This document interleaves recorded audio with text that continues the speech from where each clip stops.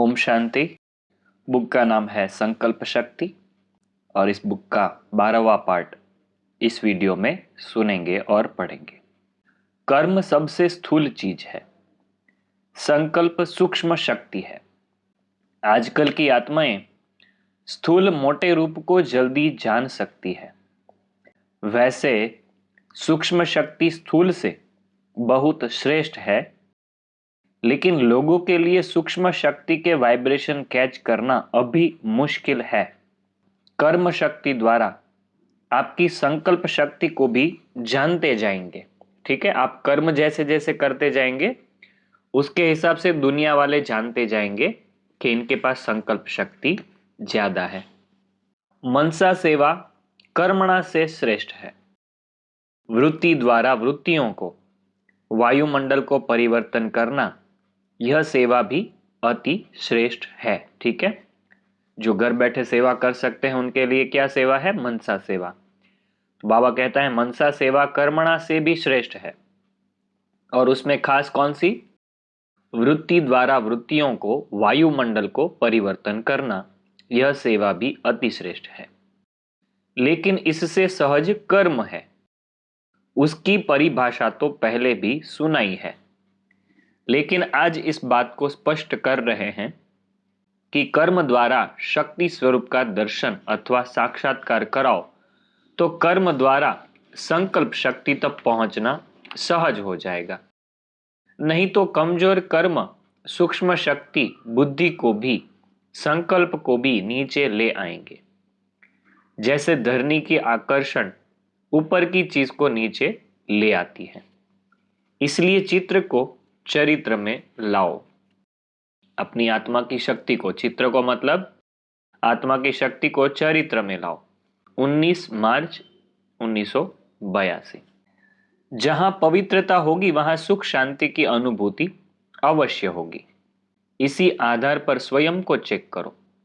मनसा संकल्प में पवित्रता है, उसकी निशानी मनसा में सदा सुख स्वरूप, शांत स्वरूप की अनुभूति होगी।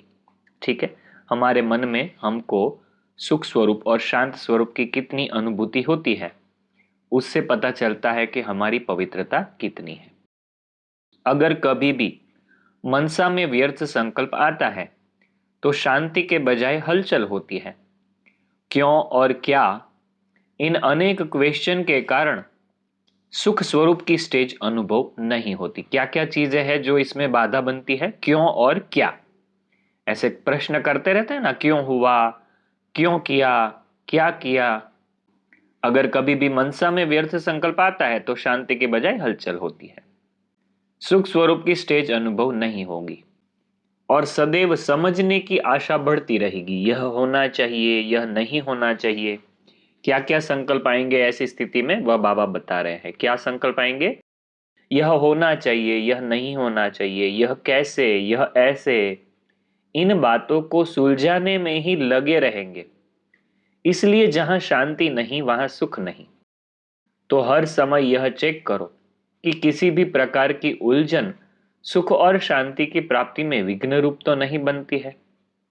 अगर क्यों, क्या का क्वेश्चन भी है तो संकल्प शक्ति में एकाग्रता नहीं होगी। हम अपने आप को चेक करें कि अंदर ऐसे कोई प्रश्न है, क्यों क्या का क्वेश्चन भी है, तो संकल्प शक्ति में एकाग्रता नहीं होगी।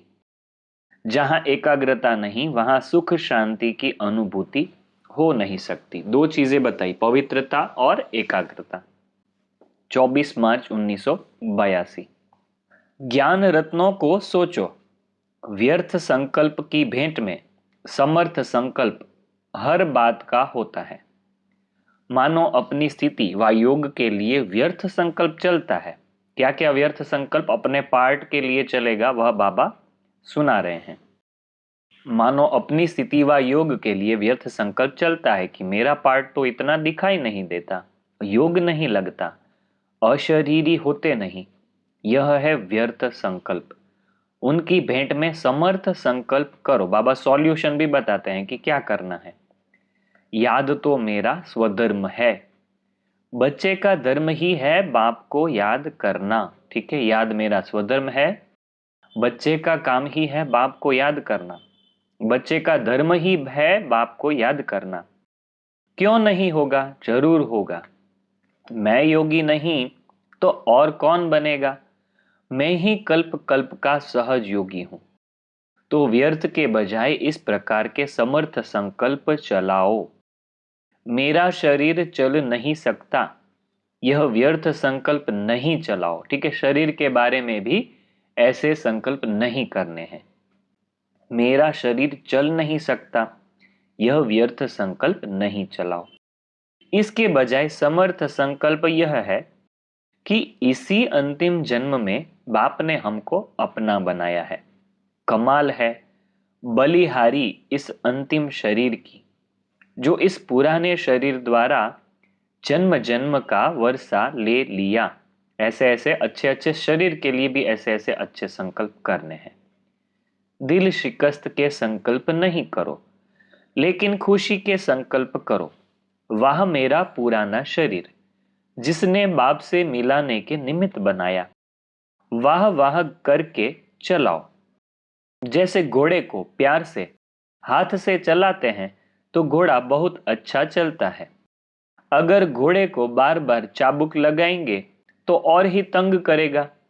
यह शरीर भी आपका है, जैसे बाबा ने घोड़े के साथ इसकी तुलना की।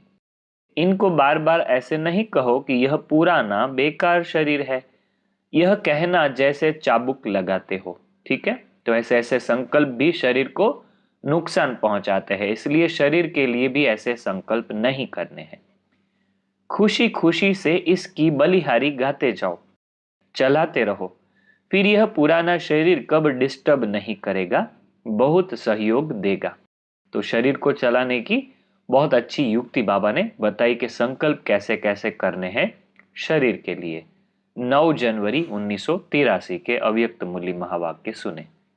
बैगर से दाता के बच्चे बन गए, अर्थात मास्टर व अधिकारी बन गए। अधिकारी यह दो संकल्प में भी भीख नहीं मांगते। भिखारी का शब्द है दे दो। ठीक है, तो हमको भी ऐसे मांगना नहीं है यह दे दो ऐसा। संकल्प में भी भीख नहीं मांगते। ठीक है, भिखारी का शब्द है दे दो, और अधिकारी का शब्द है यह सब अधिकार है। तो संकल्प क्या करना है वह भी बाबा सिखाते जाते हैं। क्या संकल्प करना है कि यह सब तो अधिकार है। ऐसी अधिकारी आत्माएं बने हो ना। दाता बाप ने बिना मांगे सर्व अविनाशी प्राप्ति का अधिकार स्वतः ही दे दिया। दाता बाप ने बिना मांगे सर्व अविनाशी प्राप्ति का अधिकार स्वतः ही दे दिया।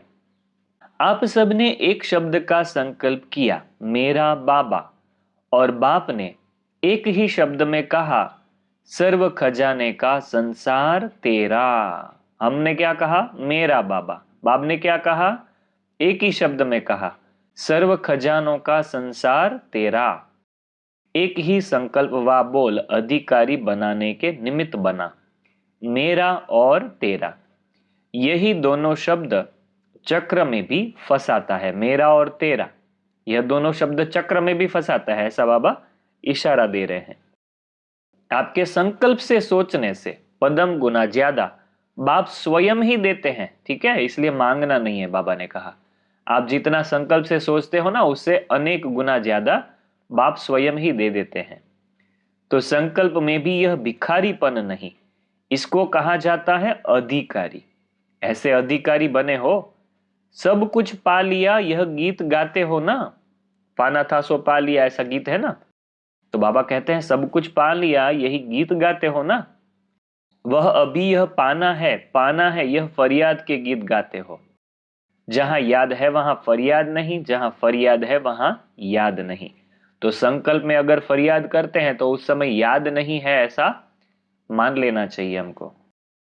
27 दिसंबर 1983।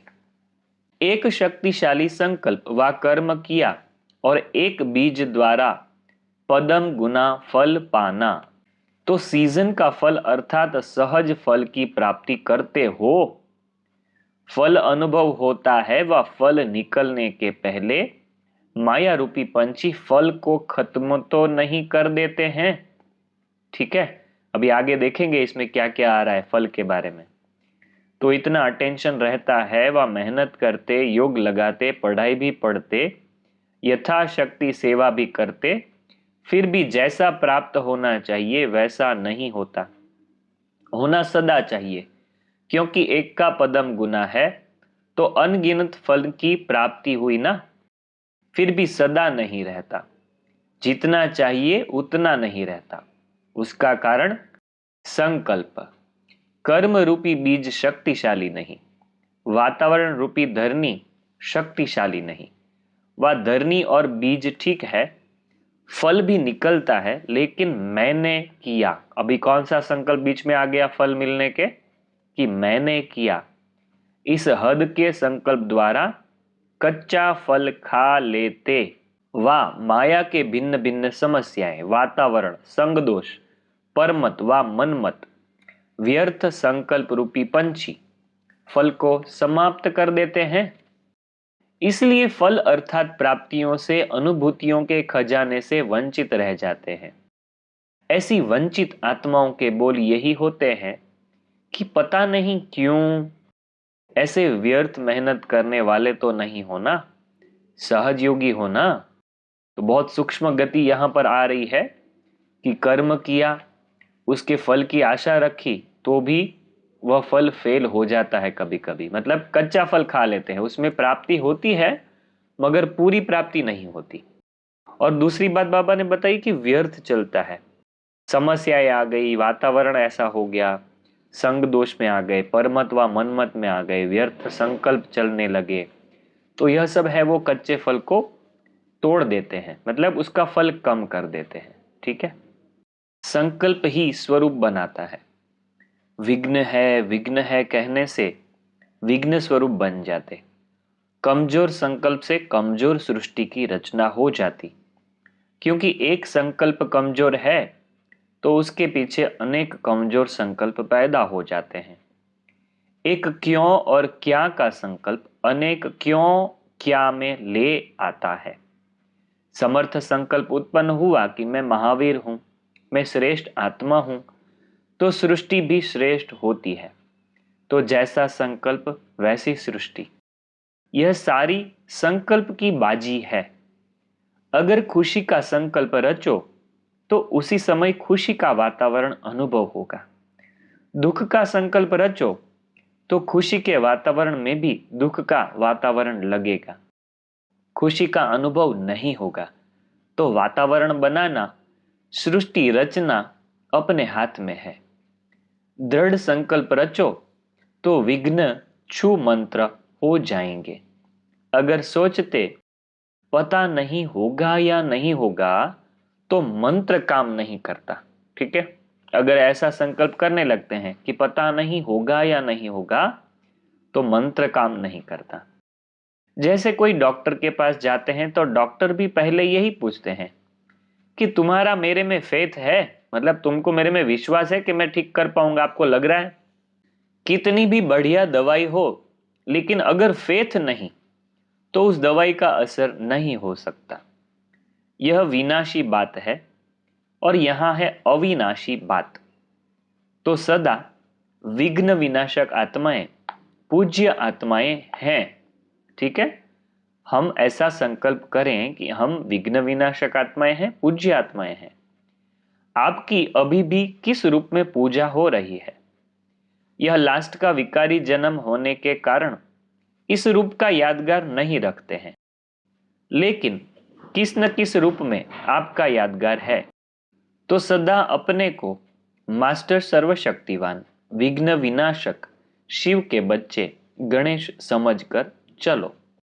अपना ही संकल्प रचते हो, पता नहीं पता नहीं, तो इस कमजोर संकल्प के कारण ही फंस जाते। तो सदा खुशी में झूलने वाले सर्व के विघ्नहर्ता बनो, सर्व के मुश्किल को सहज करने वाले बनो। इसके लिए बस सिर्फ दृढ़ संकल्प और डबल लाइट। मेरा कुछ भी नहीं, सब कुछ बाप का है। ठीक है, यह संकल्प से डबल लाइट बन जाएंगे। जब बोझ अपने ऊपर रखते हो तब सब प्रकार के विघ्न आते हैं। मेरा नहीं तो निर्विघ्न, मेरा है तो विघ्नों का जाल है, तो जाल को खत्म करने वाले विघ्न विनाशक। तो एक संकल्प से आप जाल को कैसे समाप्त कर सकते हो, मेरा मेरा का फेरा हो जाता है, वह समाप्त कर सकते हो तो बोझ नहीं लगेगा। बाबा का कहने का भावार्थ यह है। 29 दिसंबर 1983। तो हमने यहाँ तक जो महावाक्य पढ़े उसमें से सबसे अच्छा महावाक्य कौन सा लगा आप कमेंट करके जरूर बताइएगा। और यह बुक आपको कैसी लग रही है वह कमेंट करके जरूर बताइएगा। और बहुत अच्छे लग रहे हैं यह पार्ट तो आप दूसरों को शेयर भी जरूर करना। ओम शांति। अगले पार्ट में फिर मिलेंगे।